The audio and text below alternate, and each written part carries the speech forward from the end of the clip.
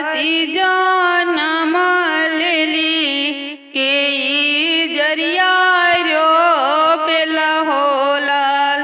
अहो लाल कहाँ वहीं तुलसी जनम लेली के जरिया रोपेल हो लाल। गंगा में तुलसी के नैहर जमुना में सासुर हो लाल। कुरखेती तुलसी जनम लेली मलहोरिया जरिया रोपेल हो लाल। अहो लाल कुरखेती तुलसी जनम लेली मलहोरिया जरिया रोपेल हो लाल।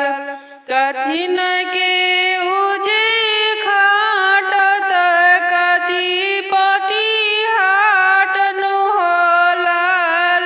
अहो लाल कति बिनावल पटिहाटत कथिया कीरा ओरिजन हो लाल।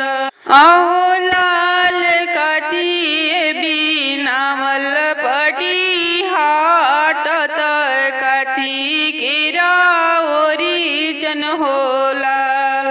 सोनन के उजे खाटत रूपे के खाटोलावन हो लाल। अहो लाल रेशम बिनावल पटिहाटत रेशम कीरा ओरिजन हो लाल।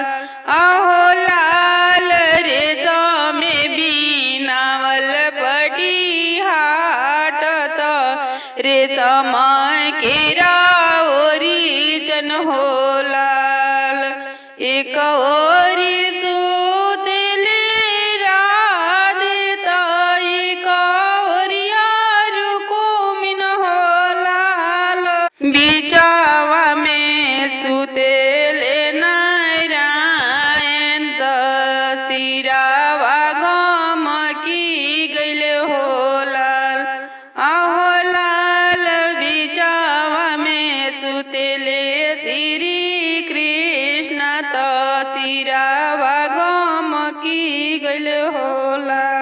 तुलसी के मार बिगरियाई भी कदो मेला सार भी हो लाल।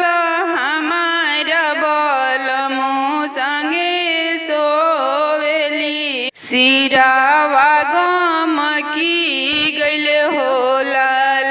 अहो लाल हमारा बलमु संगे सोवेली सिरावा गम की गइल हो लाल। कतहु तुलसी के मरबुत कदो मेलो सरबुनु हो लाल। होई जइबो तुलसी के माला त जपिहे नारायण हो लाल। अहो लाल होई जइबो तुलसी के माला त जपिहे नारायण हो लाल।